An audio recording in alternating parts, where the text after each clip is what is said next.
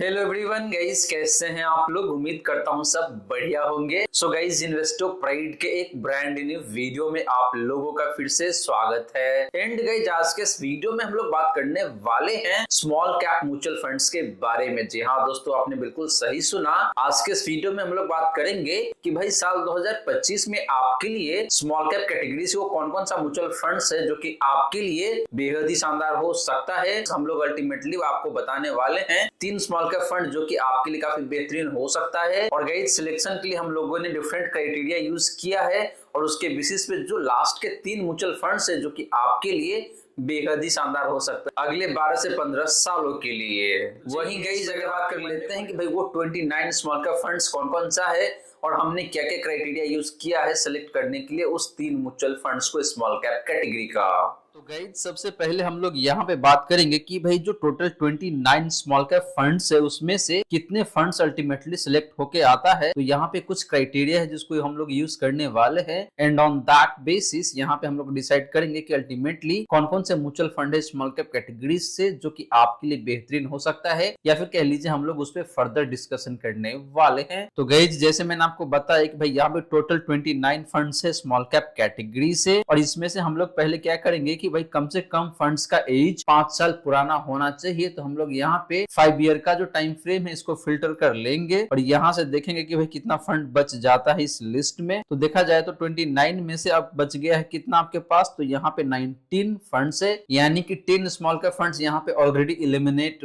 हो चुका है। सेकेंड क्राइटेरिया है गाइस कि यहाँ पे हम लोग क्रिसिल का जो रैंकिंग है ये या तो 3 लेंगे या फिर 4 लेंगे कम से कम। तो यहाँ पे जो 3 या फिर 4 का रेटिंग है उसको हम लोग फिल्टर कर लेंगे। तो देखा जाए तो 19 में से आपके पास कितना बच गया, यहाँ पे 13। और गाइस, यहाँ पे हम लोग तीसरा क्राइटेरिया जो फिल्टर करेंगे वो है आपका AUM का, यानी कि एसेट अंडर मैनेजमेंट का। और यहाँ पे हम लोग उस फंड के साथ जाएंगे जिसका फंड साइज कम से कम 5000 करोड़ हो या फिर उसके ऊपर हो। तो यहाँ पे हम लोग फिल्टर लगा लेंगे नंबर का, यानी कि मोर देन या फिर कह लीजिए ग्रेटर देन का जो फिल्टर है उस पर लगा लेंगे। यहाँ पे हम लोग 5000 डाल देंगे और देखा जाए तो यहाँ पे आपका कितना फंड बच के रह जाता है, 9 फंड्स। और गाइस, इस 9 फंड में जो पहला फंड है आपका यहाँ पे HSBC स्मॉल कैप, दूसरा है आपका एक्सिस स्मॉल कैप, तीसरा फंड है आपका इन्वेस्को इंडिया स्मॉल कैप, उसके बाद है यहाँ पे आपका फ्रैंकलिन स्मॉल कैप, फिर है आपका यहाँ पे कोटक स्मॉल कैप, इसके बाद देखा जाए तो यहाँ पे आपका निप्पॉन स्मॉल कैप, फिर है आपका यहाँ पे ICICI prudential small cap, second last fund यहाँ पे आपका Tata small cap and last fund है आपके लिए क्वांट स्मॉल कैप फंड। तो गाइस, ये 9 फंड है जो कि बच चुका है। अब देखा जाए तो इसमें से कौन कौन से फंड बेहतर है,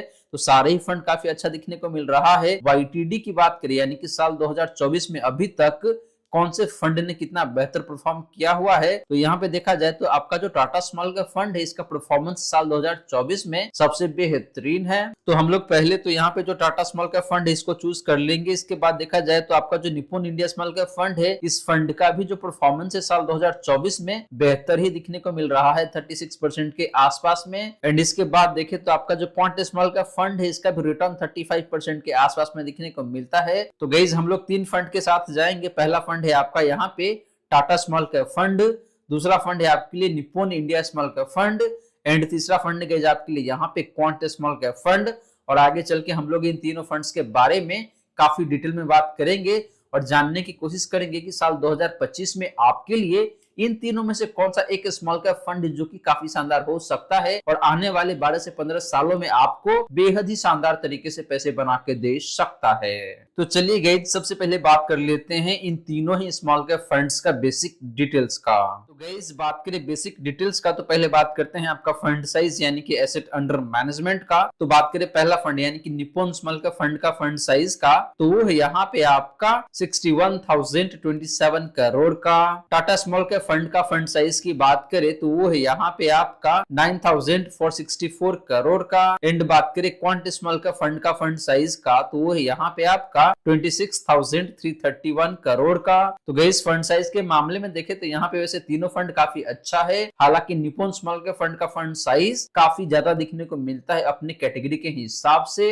एंड बाकी जो 2 फंड है, इन दोनों फंड का जो फंड साइज है गाइस काफी अच्छा दिखने को मिल रहा है, यहाँ पे कहीं कोई दिक्कत वाली बात नहीं है। वहीं गाइस, बात करें एक्सपेंस रेशियो का, तो निप्पॉन स्मॉल कैप फंड का जो एक्सपेंस रेशियो है वो है यहाँ पे आपका 0.68% का। टाटा स्मॉल कैप फंड का एक्सपेंस रेशियो सबसे कम दिखने को मिल जाता है और वो है यहाँ पे आपका 0.34% का। एंड बात करें क्वांट स्मॉल कैप फंड का एक्सपेंस रेशियो का तो निकल के आता है यहाँ पे आपका 0.64% का। तो गाइस एक्सपेंस रेशियो के मामले में टाटा स्मॉल कैप फंड यहाँ पे काफी शानदार दिखने को मिल जाता है। एंड बात करें गाइस एज का कि भाई कौन सा फंड कितना पुराना है, तो तीनों ही फंड्स देखे तो काफी शानदार एज कैरी करता है, यहाँ पे कहीं कोई दिक्कत वाली बात नहीं है। तो गाइस ये रही बात आपका इन तीनों ही स्मॉल कैप फंड्स का बेसिक डिटेल्स का। और गाइस यहाँ पे देखे तो ओवरऑल तीनों ही फंड काफी अच्छा दिखने को मिलता है। हालांकि अगर आप मेरे से मेरा पर्सनल राय पूछेंगे या फिर मेरा पर्सनल ओपिनियन पूछेंगे तो मैं बताऊंगा आपको कि भाई टाटा स्मॉल कैप फंड यहाँ पे ज्यादा बेहतर दिखने को मिलता है, क्योंकि इसका फंड साइज भी बहुत ज्यादा नहीं है, एक्सपेंस रेशियो भी देखे तो इन तीनों में सबसे कम है, एंड एज भी देखे तो काफी अच्छा है, कहीं कोई दिक्कत वाली बात नहीं है। एंड आपका जो क्वांट स्मॉल कैप फंड है ये भी काफी अच्छा ही दिखने को मिल रहा है बेसिक डिटेल्स के मामले में। आप चलिए गाइस बात कर लेते हैं इन तीनों ही स्मॉल कैप फंड्स का हिस्टोरिकल रिटर्न का। तो गाइस बात करें हिस्टोरिकल रिटर्न का तो पहले बात करते हैं लास्ट 1 ईयर का। तो लास्ट 1 ईयर में निप्पॉन स्मॉल कैप फंड का जो रिटर्न है गाइस वो है यहाँ पे आपका 31.73% का। टाटा स्मॉल कैप फंड का लास्ट 1 ईयर का रिटर्न की बात करें तो वो निकल के आता है यहाँ पे आपका 35.93% का। ऑलमोस्ट 36% का रिटर्न है लास्ट 1 ईयर में। वही बात करी guys quant small cap fund का लास्ट 1 ईयर का रिटर्न का तो वो निकल के आता है यहाँ पे आपका 35.04% का। एंड बात करें बेंचमार्क इंडेक्स का लास्ट 1 ईयर का रिटर्न का तो वो निकल के आता है यहाँ पे आपका 28.32% का। तो गाइस लास्ट के एक साल में तीनों ही स्मॉल कैप फंड्स का जो रिटर्न है ये काफी बेहतरीन दिखने को मिल जाता है अपने बेंचमार्क इंडेक्स के कंपैरिजन में। लेकिन बात करें गाइस इन तीनों में से एक बेहतरीन फंड का तो तीनों फंड देखा जाए तो काफी ठीक है, मुझे कहीं कोई दिक्कत लगता नहीं है। आपका जो टाटा स्मॉल कैप फंड है एंड जो क्वांट स्मॉल कैप फंड है इन दोनों फंड्स का रिटर्न कंपैरेटिवली बेहतर है पिछले एक साल में। बात करें गाइस पिछले 3 सालों का रिटर्न का तो निप्पॉन स्मॉल कैप फंड का जो रिटर्न है पिछले 3 सालों का वो है यहाँ पे आपका 26.68% का। टाटा स्मॉल कैप फंड का पिछले 3 सालों का रिटर्न की बात करें तो वो निकल के आता है यहाँ पे आपका 24.68% का। क्वांट स्मॉल कैप फंड का पिछले 3 सालों का रिटर्न की बात करें तो वो है यहाँ पे आपका 25.58% का। एंड बात करें बेंचमार्क इंडेक्स का पिछले 3 सालों का रिटर्न का तो निकल के आता है यहाँ पे आपका 20.64% का। तो guys similar to last 1 year last 3 year में भी देखे तो तीनों ही स्मॉल कैप फंड्स का जो रिटर्न है अपने बेंचमार्क से काफी बेहतरीन दिखने को मिल जाता है। एंड तीनों ही फंड्स ने ऑलमोस्ट सिमिलर लाइन पे परफॉर्म करके दिया हुआ है। बात करें फ्रेंड पिछले 5 सालों का रिटर्न का तो निप्पॉन स्मॉल कैप फंड का जो रिटर्न है पिछले 5 सालों का वो है यहाँ पे आपका 35.48% का। टाटा स्मॉल कैप फंड का पिछले 5 सालों का रिटर्न की बात करें तो वो है यहाँ पे आपका 33.39% का। बात करें guys quant small cap fund का पिछले 5 सालों का रिटर्न का तो वो निकल के आता है यहाँ पे आपका 45.85% का। एंड बात करें बेंचमार्क इंडेक्स का पिछले 5 सालों का रिटर्न का तो वो निकल के आता है यहाँ पे आपका 29.09% का। तो गाइस पिछले 5 सालों में क्वांट स्मॉल कैप फंड का जो परफॉर्मेंस है ये काफी शानदार दिखने को मिल जाता है। तो गाइस ये रही बात आपका इन तीनों ही स्मॉल कैप फंड्स का हिस्टोरिकल रिटर्न का। और गाइस यहाँ पे देखे तो ओवरऑल तीनों ही फंड का परफॉर्मेंस काफी अच्छा दिखने को मिलता है। एंड हर एक टाइम फ्रेम में तीनों ही फंड्स ने अपने बेंचमार्क इंडेक्स को काफी अच्छे खासे मार्जिन से बीट किया हुआ है। लेकिन बात करी गई पिछले 1 साल का एंड पिछले 3 सालों का तो यहाँ पे मुझे टाटा स्मॉल कैप फंड काफी अच्छा दिखने को मिलता है। एंड आपका जो क्वांट स्मॉल कैप फंड है इसका भी रिटर्न काफी शानदार दिखने को मिल जाता है। लेकिन जैसे ही आप बात करते हैं पिछले 5 सालों का तो यहाँ पे क्वांट स्मॉल कैप फंड का परफॉर्मेंस इन तीनों में सबसे शानदार दिखने को मिल जाता है। तो गाइस ये तो हमने बात किया इन तीनों ही फंड्स का परफॉर्मेंस का। अब चलिए गाइस बात करते हैं कि भाई तीनों फंड्स में जो स्टॉक्स है उसका वैल्यूएशन कैसा है, यानी कि जो पोर्टफोलियो है उसका वैल्यूएशन कैसा है एंड पोर्टफोलियो का जो कंसंट्रेशन लेवल है वो किस तरीके का दिखने को मिलता है। तो गाइस बात करें पोर्टफोलियो कंसंट्रेशन का एंड पोर्टफोलियो वैल्यूएशन का तो पहले बात करते हैं आपका निप्पॉन स्मॉल कैप फंड का पोर्टफोलियो कंसंट्रेशन का एंड पोर्टफोलियो वैल्यूएशन का। तो इस फंड का जो कंसंट्रेशन है नंबर ऑफ स्टॉक्स में तो यहाँ पे जो टोटल नंबर ऑफ स्टॉक्स है जो काफी ज्यादा दिखने को मिल जाता है 221, जो कि गाइस देखे तो काफी ज्यादा ही दिखने को मिल रहा है। टॉप 10 स्टॉक्स कंसंट्रेशन की बात करें या फिर टॉप 5 स्टॉक्स कंसंट्रेशन की बात करें तो ये काफी कम दिखने दिखने को मिलता है और इसके पीछे सिंपल सा रीजन है कि भाई यहाँ पे नंबर ऑफ स्टॉक्स काफी ज्यादा है। लेकिन जैसे ही आप बात करते हैं टॉप 3 सेक्टर कॉन्सेंट्रेशन का, तो ये नंबर काफी अच्छा, काफी ज्यादा दिखने को मिल रहा है। तो guys Nippon small cap fund का जो स्टॉक कॉन्सेंट्रेशन है ये काफी कम दिखने को मिलता है एंड सेक्टर कॉन्सेंट्रेशन देखे तो काफी ज्यादा दिखने को मिल रहा है, या फिर कह लीजिए ना तो कम है और ना ही बहुत ज्यादा है। लेकिन गाइस बात करें पोर्टफोलियो वैल्यूएशन का, तो इसका जो price to book value ratio है वो 4.52 टाइम्स का है and price to earning ratio है वो मोटा मोटी 29.5 के आसपास में है। तो गाइस बुक वैल्यू वाइज इसका वैल्यूएशन देखे तो अच्छा खासा है, कम तो बिल्कुल भी नहीं है and price to earning ratio के आधार पे भी देखे तो इसका वैल्यूएशन ठीक है, बहुत कम भी नहीं है तो बहुत ज्यादा भी नहीं है। बात करें guys Tata small cap fund का, तो इस फंड का जो कॉन्सेंट्रेशन है नंबर ऑफ स्टॉक्स में, तो पहले बात करते हैं नंबर ऑफ स्टॉक्स का, तो वो है यहाँ पे आपका 52, जो कि देखे तो काफी रिजनेबल नंबर है, ना तो बहुत ज्यादा है और ना ही बहुत कम है। टॉप 10 स्टॉक कॉन्सेंट्रेशन की बात करें तो वो है यहाँ पे आपका 35.17% का एंड जो टॉप 5 स्टॉक्स कॉन्सेंट्रेशन है वो 20.42% का है, जो कि देखे तो ठीक है, ना तो बहुत कम है और ना ही बहुत ज्यादा है एंड इसका जो टॉप 3 सेक्टर कॉन्सेंट्रेशन है ये भी ठीक ठाक दिखने को मिल रहा है 35.61% का। वहीं गाइस बात करें पोर्टफोलियो का price to book value ratio का, तो 4.06 टाइम्स का है, जो कि देखे तो निप्पॉन स्मॉल कैप फंड से बेहतर है एंड इस फंड का जो portfolio price to earning ratio है ये काफी ज्यादा दिखने को मिल रहा है, मोटा मोटी 37 टाइम्स के आसपास में। एंड लास्टली बात करें guys quant small cap fund का, तो इस फंड का जो कॉन्सेंट्रेशन है यहाँ पे नंबर ऑफ स्टॉक्स देखा जाए तो 75 है, जो कि ना तो कम है और ना ही बहुत ज्यादा है। टॉप 10 स्टॉक कॉन्सेंट्रेशन की बात करें तो ये मोटा मोटी 42% का है। टॉप 5 स्टॉक्स कंसेंट्रेशन की बात करें तो ये भी देखे तो मोटा मोटी 27% का है एंड बात करें टॉप 3 सेक्टर कंसेंट्रेशन का, तो ये सबसे ज्यादा दिखने को मिल रहा है 47.55% का। वहीं गाइस बात करें क्वांट स्मॉल कैप फंड का portfolio price to book value ratio का, तो ये इन तीनों में सबसे कम दिखने को मिलता है, मोटा मोटी 3 टाइम्स का एंड बात करें प्राइस टू अर्निंग रेशियो का, तो ये मोटा मोटी 29% के आसपास में है। तो गाइस वैल्यूएशन के मामले में देखें तो इन तीनों में क्वांट स्मॉल कैप फंड का जो पोर्टफोलियो है ये ज्यादा बेहतर दिखने को मिलता है एंड कंसंट्रेशन के मामले में देखें तो इसका कंसंट्रेशन लेवल ज्यादा दिखने को मिलता है। तो गाइस ये रही बात आपका इन तीनों ही स्मॉल कैप फंड्स का कंसंट्रेशन का एंड वैल्यूएशन का। अब चलिए गाइस बात कर लेते हैं इन तीनों ही स्मॉल कैप फंड्स का कैप्चर रेशियो का, यानी कि जब मार्केट में काफी तेज गिरावट आती है तो उस केस में इन तीनों में से कौन सा फंड है जो कि आपको ज्यादा गिरावट दिखाता है। तो गाइस बात करें कैप्चर रेशियो का, तो सबसे पहले बात करते हैं आपका मैक्सिमम ड्रॉ डाउन का। तो बात करें पहला फंड यानी कि निप्पॉन स्मॉल कैप फंड का मैक्सिमम ड्रॉ डाउन का, तो निकल के आता है यहाँ पे आपका -10.22% का। टाटा स्मॉल कैप फंड का मैक्सिमम ड्रॉ डाउन की बात करें तो निकल के आता है यहाँ पे आपका -10.27% का। बात करें guys quant small cap fund का मैक्सिमम ड्रॉ डाउन का, तो वो है यहाँ पे आपका -15.23% का एंड बात करें कैटेगरी एवरेज का मैक्सिमम ड्रॉ डाउन का, तो निकल के आता है यहाँ पे आपका -13.07% का। तो गाइस मैक्सिमम ड्रॉ डाउन के मामले में पहला दो फंड देखे तो काफी अच्छा दिखने को मिल रहा है एंड आपका जो क्वांट स्मॉल कैप फंड है ये फंड ज्यादा गिरावट दिखाता है। बात करें गाइस अपसाइड रेशियो का, यानी कि जब मार्केट अप ट्रेंड में रहता है तो उस केस में इन तीनों में से कौन सा फंड है जो कि आपको ज्यादा रिटर्न बना के देता है अपने बेंचमार्क इंडेक्स के कंपैरिजन में। तो बात करें पहला फंड यानी कि निप्पॉन स्मॉल कैप फंड का अपसाइड रेशियो का, तो निकल के आता है यहाँ पे आपका 91 का। टाटा स्मॉल कैप फंड का अपसाइड रेशियो की बात करें तो निकल के आता है यहाँ पे आपका 84 का। बात करें guys quant small cap fund का अपसाइड रेशियो का, तो निकल के आता है यहाँ पे आपका 98 का एंड बात करें कैटेगरी एवरेज का अपसाइड रेशियो का, तो निकल के आता है यहाँ पे आपका 81 का। तो गाइस अपसाइड रेशियो के मामले में देखें तो वैसे तीनों फंड का अपसाइड रेशियो अपने कैटेगरी एवरेज से बेहतर है, लेकिन गाइस आपको बता दूं कि जिस फंड का अपसाइड रेशियो 100 के ऊपर जितना ज्यादा होता है उतना ही बेहतर माना जाता है। तो वैसे देखें तो यहाँ पे तीनों फंड का अपसाइड रेशियो 100 के नीचे है, लेकिन इन तीनों में देखा जाए तो आपका जो क्वांट स्मॉल कैप फंड है इसका अपसाइड रेशियो बेहतर दिखने को मिलता है। लास्टली गाइस बात करें डाउनसाइड रेशियो का, तो निप्पॉन स्मॉल कैप फंड का जो डाउनसाइड रेशियो है वो है यहाँ पे आपका 54 का। टाटा स्मॉल कैप फंड का डाउनसाइड रेशियो की बात करें तो निकल के आता है यहाँ पे आपका 44 का। क्वांट स्मॉल कैप फंड का डाउनसाइड रेशियो की बात करें तो निकल के आता है यहाँ पे आपका 78 का एंड बात करें कैटेगरी एवरेज का डाउनसाइड रेशियो का, तो निकल के आता है यहाँ पे आपका 65 का। तो गाइस डाउनसाइड रेशियो के मामले में देखें तो पहला दो फंड अगेन काफी अच्छा दिखने को मिल रहा है एंड आपका जो क्वांट स्मॉल कैप फंड है इसका डाउनसाइड रेशियो ज्यादा है, यानी कि जब मार्केट में तेज गिरावट आती है तो उस केस में ये फंड आपको ज्यादा गिरावट दिखा सकता है अपने बेंचमार्क इंडेक्स के कंपैरिजन कंपैरिजन में एंड बाकी दो फंड के कंपैरिजन में। तो गाइस ये रही बात आपका इन तीनों ही स्मॉल कैप फंड्स का डिफरेंट कैप्चर रेशियोज का। और गाइस यहाँ पे देखे तो overall Tata small cap fund उनके लिए काफी शानदार है जो कि कम रिस्क लेना चाहते हैं और रिटर्न भी कम कमाना चाहते हैं।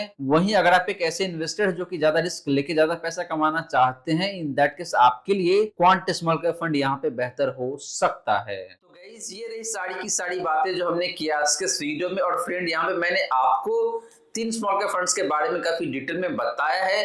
और गाइस ये तीनों ही फंड्स देखे तो अपने अपने जगह पे काफी शानदार तरीके से परफॉर्म करके दिया हुआ है एंड आने वाले 12 से 15 सालों में भी आपको बेहद ही शानदार तरीके से पैसे बना के दे सकता है। लेकिन गाइस अगर आप एक हाई रिस्क इन्वेस्टर है, इन दैट केस आपके लिए क्वांट स्मॉल कैप फंड काफी शानदार हो सकता है। वहीं अगर आप लो रिस्क इन्वेस्टर है, रिटर्न कम हो लेकिन आपका रिस्क लेवल भी कम होना चाहिए, इन दैट केस आपके लिए टाटा स्मॉल कैप फंड काफी शानदार है। वहीं अगर आप थोड़ा सा ज्यादा रिस्क लेना चाहते हैं एंड रिटर्न बेहतर कमाना चाहते हैं, इन दैट केस आपके लिए निप्पॉन स्मॉल कैप फंड भी काफी शानदार हो सकता है। लेकिन ध्यान रहे guys, Tata small cap fund and Nippon small cap fund में लमसम अलाउड नहीं है, सिर्फ और सिर्फ SIP ही अलाउड है। तो गाइस आशा करता हूँ जितनी भी बातें मैंने बताने की कोशिश किया है, सारी की सारी बातें आपको समझ में आ गया होगा। मन में अगर कोई डाउट है या फिर कोई क्वेश्चन है तो कमेंट सेक्शन में पूछ लीजिए।